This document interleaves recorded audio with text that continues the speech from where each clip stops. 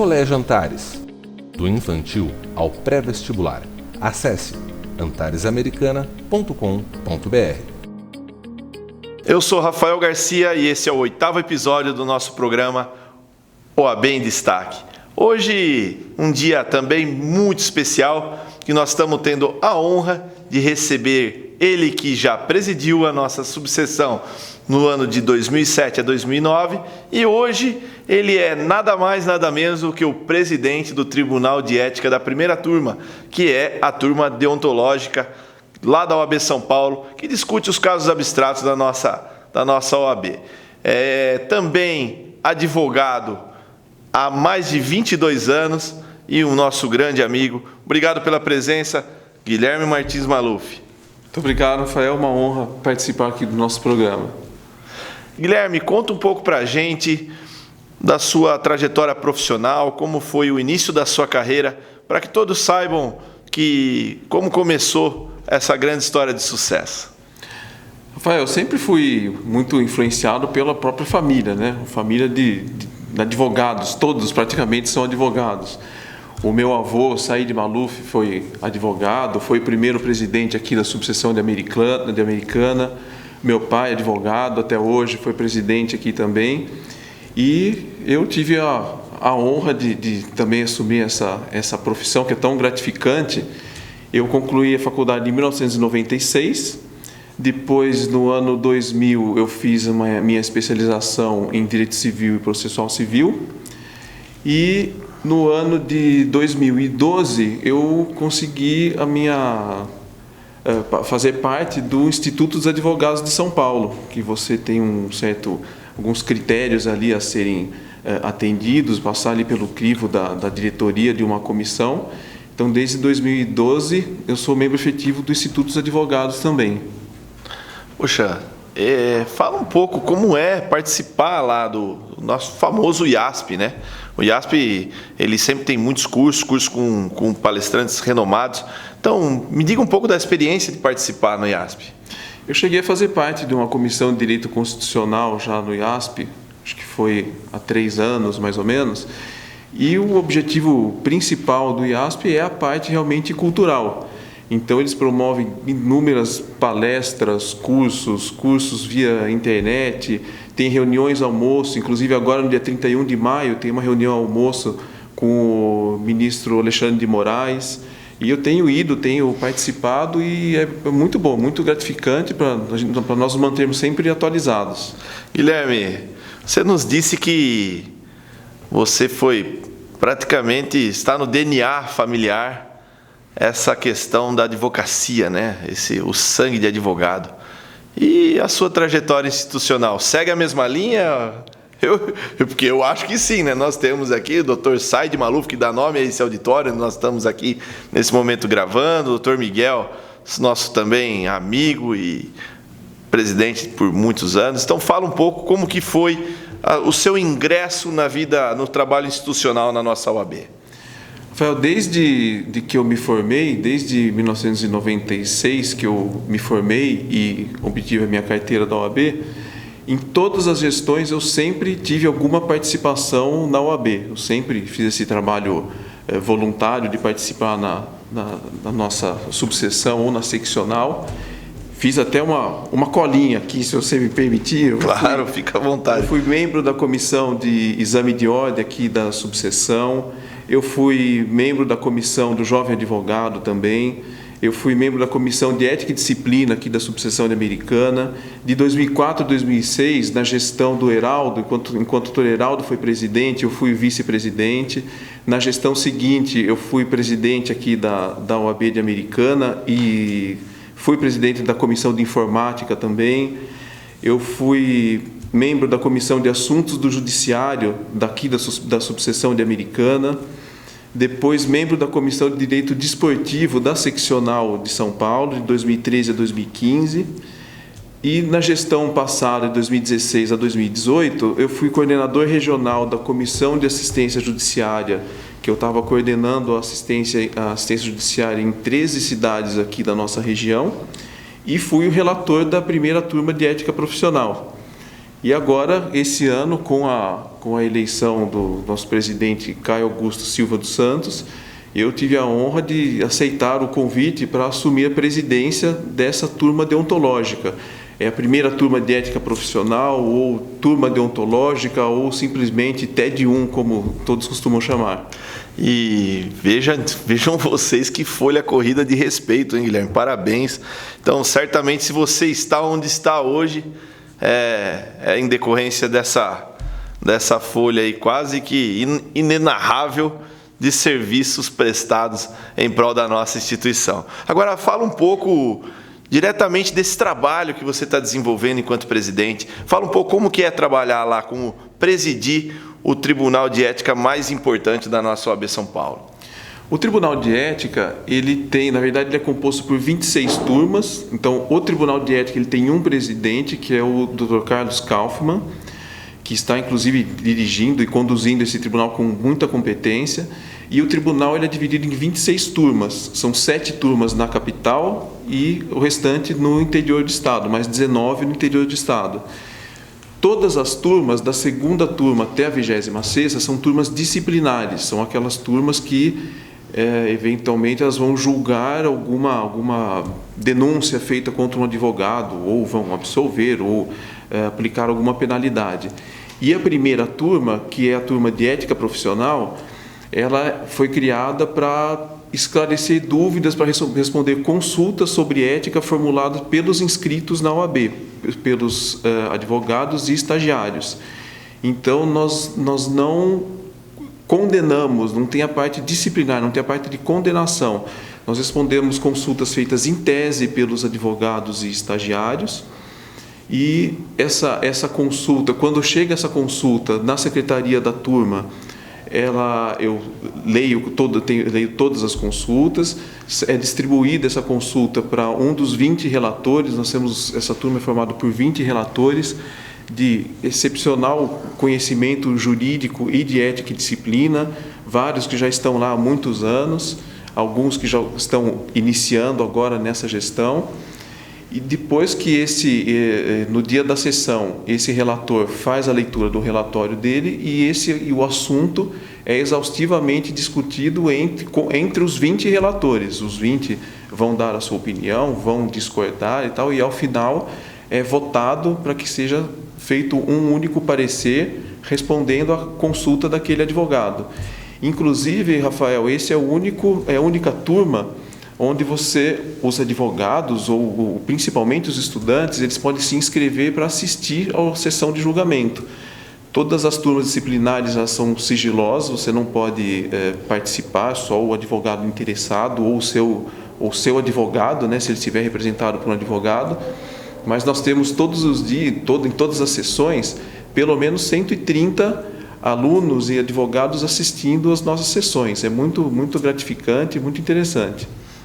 E o mais interessante de tudo é que são esses julgamentos que nos trazem a base, né, os paradigmas para que nós possamos aplicar, para que os outros 25 tribunais de ética possam aplicar ao caso concreto aquilo que é delineado, as deliberações que são tomadas lá pelo nosso deontológico.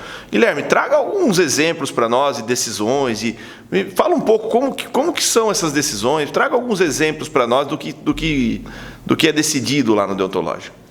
Rafael, eu vou falar um pouquinho de algumas decisões que eu achei mais ou interessantes ou polêmicas, mas olha, o meu principal objetivo aqui é fazer com que você, advogado, vá até o ementário do Tribunal de Ética. Se você entrar na página da OAB, logo na primeira página tem uma foto escrito Tribunal de Ética e Disciplina.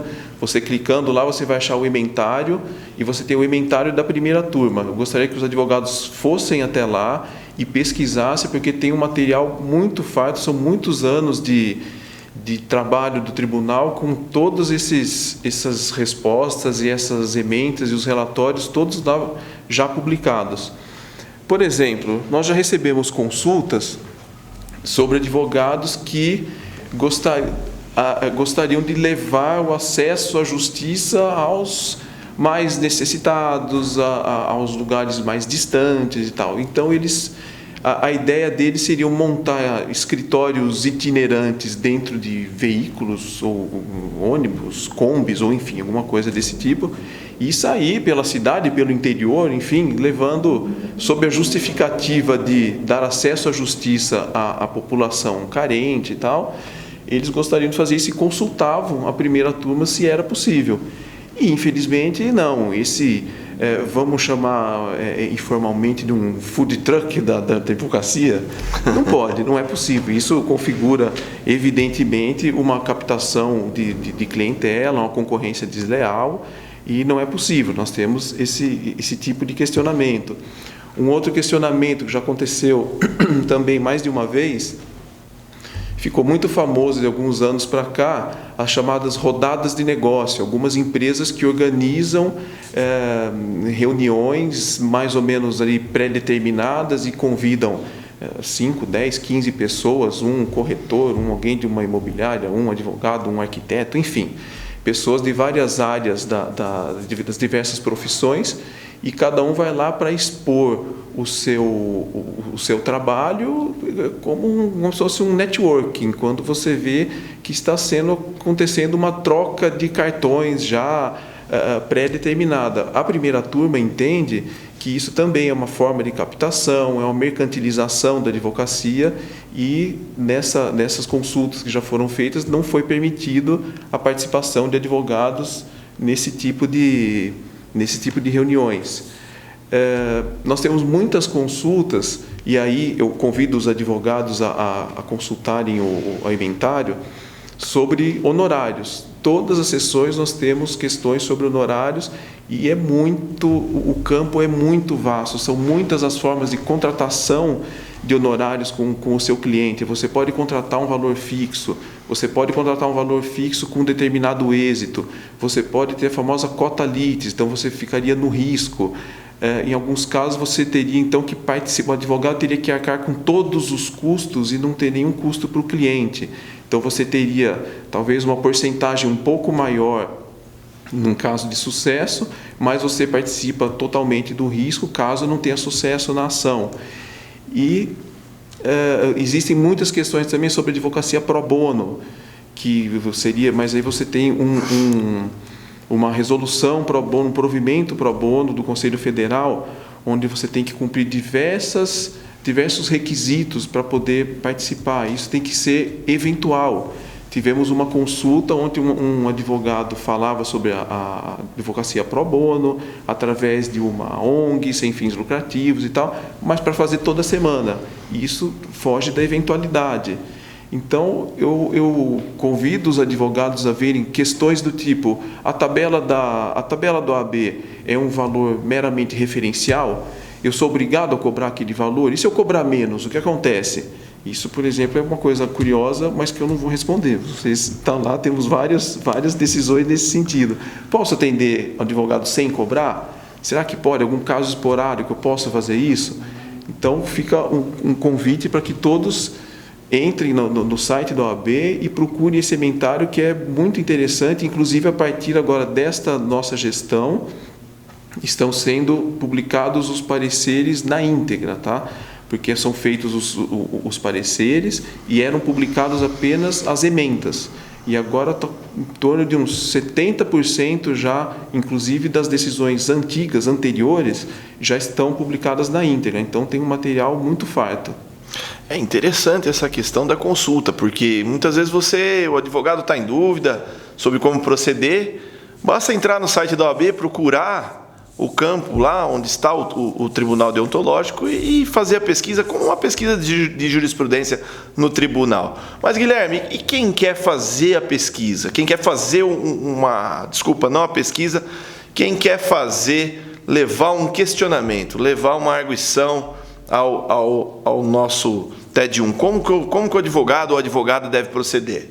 O advogado deve formular em papel, em forma física, ele formula dirigido à primeira turma de ética profissional, formula o questionamento dele, lembrando que sempre questões em tese, tá? O Tribunal Deontológico ele não analisa casos concretos. Por exemplo, já apareceram lá, o advogado tira a foto da fachada do escritório dele porque tem um determinado nome escrito de um determinado jeito, com uma determinada cor e fala, olha, pode fazer isso daqui? Não é analisado. Alguns advogados querem fazer anúncio numa revista e tal, tira a foto e fala, quero fazer isso aqui, eu posso? Não é analisado, não são analisados casos concretos.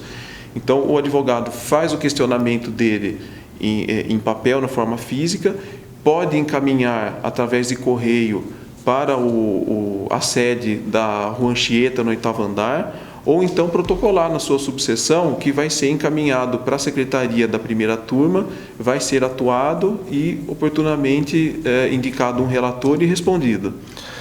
Então, aquele que tem uma pergunta, aquele que você tem alguma dúvida, você não encontrar a resposta lá no inventário, pode protocolar aqui na nossa subseção, na Casa da Advocacia de Americana, que nós direcionaremos ao tribunal presidido pelo Guilherme e, em breve, sua resposta, inclusive, é bom dizer, né, Guilherme, que a resposta ela vem via correio para aquele que emitiu o questionário. Exatamente. Né? Então, a pessoa recebe em sua residência ou no seu escritório, no endereço indicado, a resposta. Guilherme, eu agradeço a sua presença aqui, é muito enriquecedor todo esse diálogo. Tenho certeza que muitos desconheciam até esse trabalho do deontológico. Então eu quero agora que você deixe aquela mensagem final à Advocacia de Americana. Muito obrigado pela presença, Guilherme. Muito obrigado. A minha mensagem, presidente Rafael, é o seguinte: advogados e advogadas, não busquem o êxito fácil. O nome e a reputação, eles são muito difíceis de serem construídos, levam muito tempo, mas é de um dia para a noite para ser destruído. Então, trabalhem com paciência, com afinco, com ética e procurem sempre fazer o certo, ainda que todos estejam fazendo errado. Esse foi o nosso 8º episódio do OAB em Destaque. Semana que vem estamos de volta, entrevistando mais algum advogado, presidente de comissão, algum diretor, alguém certamente que trará uma história bem bonita para todos nós. Um grande abraço, até semana que vem.